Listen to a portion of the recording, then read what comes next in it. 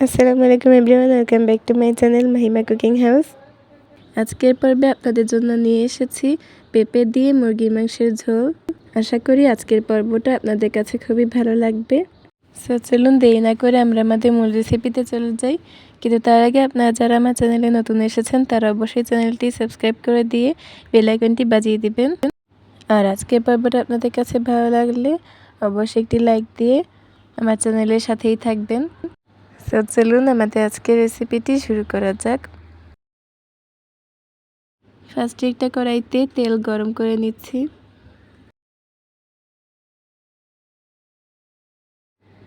তারপরে এখানে পেঁয়াজ কুচি এবং কাঁচামরিচ ফালি দিয়ে দিলাম। এটাকে একটু হালকাভাবে ভেজে নিব। এখন আমি এখানে রসুন বাটা এবং আদা বাটা 2 টেবিল চামচ পরিমাণ করে দিয়ে দিয়েছি। তারপর এখানে হলুদের গুঁড়ো দিয়ে দিলাম 1/2 চামচ পরিমাণ, মরিচের গুঁড়ো দিচ্ছি 1.5 চামচ পরিমাণ। ঝাল যে যতটুকু খাবেন সে ততটুকু পরিমাণ মরিচের গুঁড়োটা দিবেন। তারপর এখানে 1 চামচ পরিমাণ জিরা গুঁড়ো দিয়ে দিয়েছি এবং সাথে এখানে টমেটো কিউব করে কাটা দিয়ে দিলাম। এখন ভালোভাবে মশলাটাকে কষিয়ে নিতে হবে। তারপর এখানে আমি 2-3টা এলাচ দিয়ে দিলাম এবং দারচিনি দিয়ে দিয়েছি।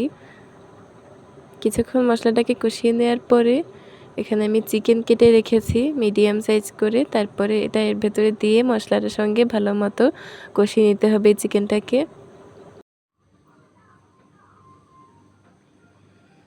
কষিয়ে নেওয়ার এই পর্যায়ে এখানে আমি পরিমাণ মতো সামান্য পরিমাণে পানি দিয়ে দিচ্ছি। তারপর এটা ঢাকনা দিয়ে ঢেকে কিছুক্ষণের জন্য রান্না করে নিতে হবে। কিছুক্ষণ পর ঢাকনাটা উঠিয়ে নিলাম। তারপরে চিকেনটাকে ভালোভাবে একটু নেড়েচেড়ে নিয়েছি। এখন এই চিকেনটা আমি উঠিয়ে নিব একটা বাটিতে এবং উঠিয়ে নিয়ে আমি এখানে সেই মশলার ভেতরেই কিছুটা আলু এবং পেঁপে আমি কিউব করে কেটে রেখেছিলাম চৌকো করে, দেখতেই পাচ্ছেন। এখন আমি এটার ভেতরে দিয়ে ভালোভাবে কষিয়ে নিব এই মশলার সঙ্গে।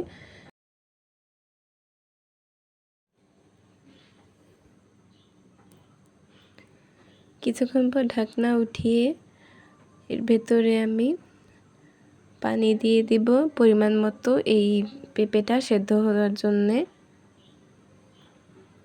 পানি দেওয়ার পর ঢাকনা দিয়ে এটা আমি সেদ্ধ হতে রেখে দিব। কিছুক্ষণ পর ঢাকনা উঠিয়ে নিচ্ছি। আর পেঁপেটা কিন্তু আমার অলমোস্ট হাফ সেদ্ধ হয়ে গেছে। এখন আমি এর ভেতরে যে উঠিয়ে রাখা চিকেনটা আছে সেটা দিয়ে দিলাম। সেটা দিয়ে তারপর একটু ভালো মতো মিশিয়ে নিচ্ছি। তারপরে ঢাকনা দিয়ে ঢেকে এটা একদম রান্না করে নিতে হবে পুরোপুরি। এখন ঢাকনাটা আবার উঠিয়ে নিচ্ছি।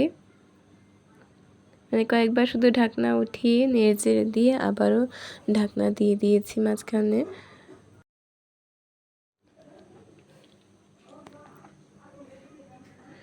এখন একদম লাস্ট মুহূর্তে উঠানোর আগে আমি এখানে গরম মশলা গুঁড়ো দিয়ে দিচ্ছি 1 চামচ পরিমাণ। তারপরে ভালোভাবে নেড়েচেড়ে নিচ্ছি। এখন চুলাটা অফ করে দিলাম। এখন আমি এটা পরিবেশন করে নিচ্ছি। তারপরে উপরে আমি সামান্য পরিমাণে জিরা গুঁড়ো দিয়ে দিচ্ছি। এতে স্মেলটা অনেক সুন্দর আসবে, খেতেও কিন্তু অনেক মজা লাগবে। সো আজকে আমার এই সুন্দর পেঁপে দিয়ে চিকেনের রেসিপি হয়ে গেছে। কালারটা কিন্তু অনেক সুন্দর হয়েছে দেখতে এবং খেতেও কিন্তু অসম্ভব মজাদার হয়েছে। আপনারা অবশ্যই এটা বাসায় তৈরি করে দেখবেন। সো আজকের মতো এখানেই আমার আজকের রেসিপি শেষ করছি। আগামী পর্বে আরও একটি নতুন রেসিপি নিয়ে হাজির হব। ততক্ষণ পর্যন্ত আপনারা সবাই ভালো থাকবেন, সুস্থ থাকবেন এবং আমার চ্যানেলের সাথেই থাকবেন। আল্লাহ হাফেজ।